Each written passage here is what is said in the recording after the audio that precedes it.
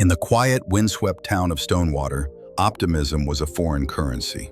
The people were resilient, carved from the same hard stone as the local quarry, but a shadow of worry hung over them. The quarry seam had thinned, the tourist trade had slowed to a trickle, and conversations in the town square were spoken in hushed, anxious tones. Scarcity wasn't just a threat, it was a way of life. Yet, there was one exception.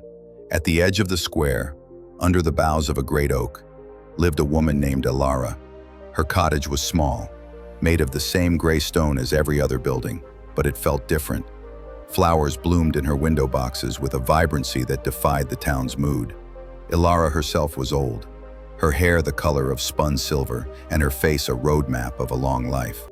But her eyes were clear, bright, and held a disarming kindness. While the rest of the town fretted, Elara hummed. While merchants tallied their losses with grim faces, Elara sat on her bench, smiling at those who passed. She lived alone, her husband having passed decades ago, and had very little in the way of material wealth. Still, she possessed a peace that the wealthiest man in town envied. She never complained, she simply was. Into this world of gray stepped Sarah. Sarah was young, and her life had become the very picture of Stonewater's despair. Her husband, Mark, had left for the city 2 months prior, promising to find work and send money. But the letters had stopped, and the small savings had vanished. Now, her small pantry was nearly bare, and the faces of her 2 young children were growing thin. Every night, Sarah would lie awake, her mind a frantic storm. What if he can't find work? What if he's forgotten us? What if we lose the house? What if the children get sick? Each what if was a shovel, digging her deeper into a pit of paralyzing fear. She had stopped mending clothes, stopped cleaning the house, and spent her days just staring out the window, a hollow shell. One afternoon, after giving her children the last of the bread, the silence of the empty kitchen became too much. The fear was choking her. She found herself walking, almost in a trance, across the cold stones of the town square, until she stood before the one person who seemed immune to the town's suffering. She stopped at the little gate of Elara's cottage. The old woman looked up from her flowers and smiled, not with pity, but with simple, warm recognition. That single, kind glance broke the dam. Sarah's carefully constructed composure shattered. Tears streamed down her face as she finally spoke the words that haunted her. "Elara, I don't know what to do," she whispered, her voice cracking. "I think I'm broken." Elara didn't rush to comfort her. She simply nodded, as if this were the most natural thing in the world. "Broken things can be mended, my dear," she said, her voice calm as a quiet river. "Come, sit." She guided Sarah to the simple wooden bench under the oak tree. For a long moment, the only sound was Sarah's ragged breathing. Elara waited with a patience that was, in itself, a comfort. "He's gone," Sarah finally choked out, the words tumbling over each other. "Mark hasn't written. The money is gone, and my children are hungry. I'm so scared, Elara. It's like a storm in my head and I'm drowning. Every time I close my eyes, I just see the worst. I see us on the street. I see him." She couldn't finish. She buried her face in her hands. Elara placed a warm, dry hand over Sarah's. "You are not drowning in a storm, Sarah," she said softly. "You are drowning in your thoughts." Sarah looked up, her eyes red and confused. "But the thoughts are real. The pantry is empty. Mark is gone. How can I ignore reality? How can you? How can you sit here and smile when life is so hard? Don't you see what's happening to this town?" Elara smiled, a gentle, knowing expression. "Oh, I see it, child. I do not ignore reality. I simply choose which part of it to feed." She pointed to a small, terracotta pot on her windowsill. Inside, a tiny green seedling was pushing its way up through the dark soil. "Your mind," Elara began, "is a garden. For weeks you have been planting seeds of fear, worry, and despair. You have watered them every day with your what-ifs and your worst-case scenarios. And now, you stand in the middle of your harvest, surprised that it is bitter. You are surrounded by the very weeds you've been nurturing." Sarah stared at her. "So, what?" I'm just supposed to pretend everything is fine? Not at all, Elara said. We cannot stop the weeds of doubt from sprouting. They are a part of the garden. But we can choose not to water them. We can choose not to give them our sun. We can, instead, plant one single seed of hope and decide to give that our attention. A seed of hope? Sarah's voice was sharp with disbelief. What good is that? Will a seed of hope put food on the table for my children? No, Elara said simply. But it will give you the strength to find a way to put food on the table. Your despair paralyzes you. It tells you to sit and wait for doom. Hope animates. It clears the fog and allows you to see the path in front of you. You are focused on what you've lost. You've forgotten what you still have. I have nothing, Sarah whispered. No, Elara said, her voice firm but kind. You just think you do. Let me tell you a story about a man who truly believed he had nothing.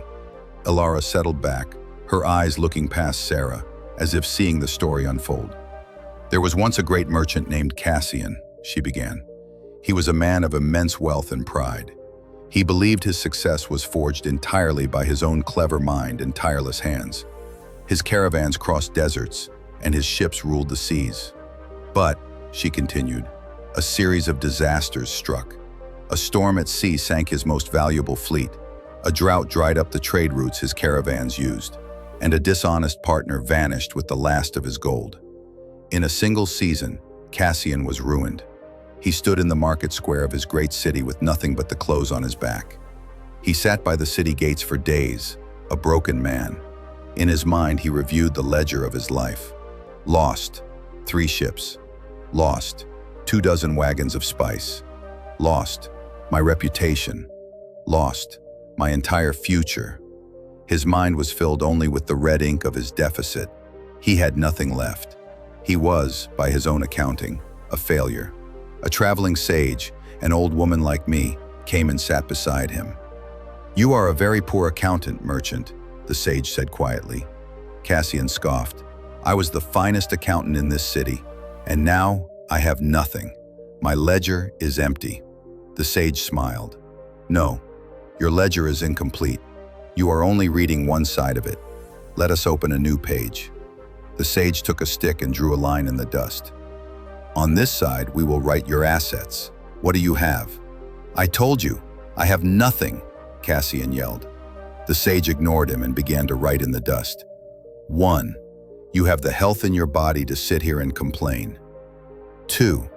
You have the mind that built one great fortune and therefore has the blueprint to build another. 3. You have the sun that rose this morning, warming your face for free. 4. You have the open road in front of you, which can take you to any new beginning you choose. And 5.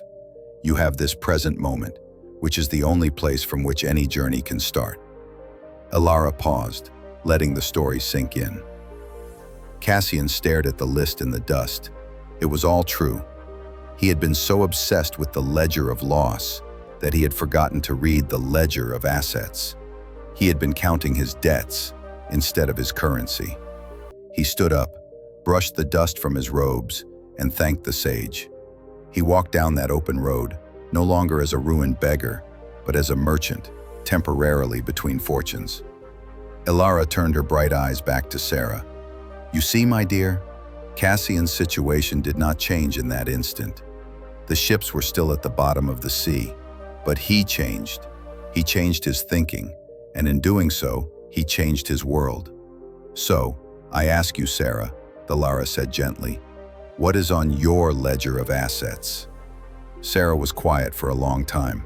The wind rustled the leaves of the great oak. I have, Sarah said, her voice barely a whisper. I have my children. They are healthy. I have my health. I have my hands. I know how to sew. Ah, Elara smiled. A wonderful place to start. Sarah left Elara's cottage that afternoon. The sky over Stonewater was the same flat gray. Her cottage was just as cold, and her pantry was just as empty. The facts of her life had not changed at all. But as she walked, she held on to Elara's words like a small, warm stone in her pocket. That night, As she lay in bed, the old, familiar what-ifs came creeping back. What if this is all just foolishness? What if Mark never? But this time she stopped. She remembered the garden. I will not water that weed, she told herself. Instead, she forced herself to think of the merchant's ledger. I have my children. I have my hands. I have tomorrow. The next morning she woke up, and for the first time in weeks, she didn't just sit and stare. She took a deep breath and said the words aloud to the empty room. Today, I will find strength. It felt strange. It felt like a lie, but she said it anyway. She looked at her ledger of assets. My hands, I can sew. She pulled out her sewing box. She found an old dress of her own, one she could no longer wear, and with careful hands, she cut it down and restitched it into two small, neat shirts for her children. They were patches upon patches, but they were clean and strong. Seeing this small act of creation, she felt a flicker of, not joy, but purpose. She took her neighbor's torn work apron, which had been sitting in a corner for a month, and mended it perfectly. When she returned it, her neighbor, surprised to see Sarah out of her house, offered her a cup of flour in thanks. Sarah accepted it. It wasn't easy. It was a daily battle. Some days the fear was so overwhelming, she would find herself weeping by the cold fireplace. But each time she would force herself to stand up, remember the ledger, and water the seed of hope. She would tell herself, today I will find strength, even when her voice shook. She started mending for others in the town. A bit of bread here, a few potatoes there. It wasn't much, but it was something. She was no longer a passive victim, waiting to be rescued. She was an active woman, working toward her own solution. Her children, seeing their mother working and humming, began to smile again. Then, weeks later, the post rider stopped in front of her cottage. He held out a letter. Her hands trembled so violently she could barely open it. It was from Mark. He had found work. Hard, grueling work on the city docks, but it was a start. He was safe. He had enclosed a small amount of money, not a fortune, but enough for the coming weeks. And he had written 3 words at the bottom. I am coming home. Sarah ran, flying across the town square, waving the letter in her hand. She found Elara on her bench, smiling as if she had been expecting her. You see, my dear, Elara said, taking Sarah's hands. You did not just wait for your husband's letter. You built a life of hope to receive it. When we are positive, we don't just invite good things into our life. We build a worthy home for them. Sarah's story spread. The people of Stonewater, seeing the change in her, began to visit Elara. They didn't come for magic. They came for the simple, powerful truth. Your mind is a garden. What you plant will grow. And slowly, so slowly, the hard gray town of Stonewater began to bloom. Sarah's life was changed, not by magic, but by a decision to stop watering the weeds of fear and to nurture the seed of hope. The story of Stonewater proves that positive thinking isn't about ignoring reality. It's about giving yourself the power to change it. The question is, what are you planting in your garden today? Thank you for watching. Like, subscribe, share.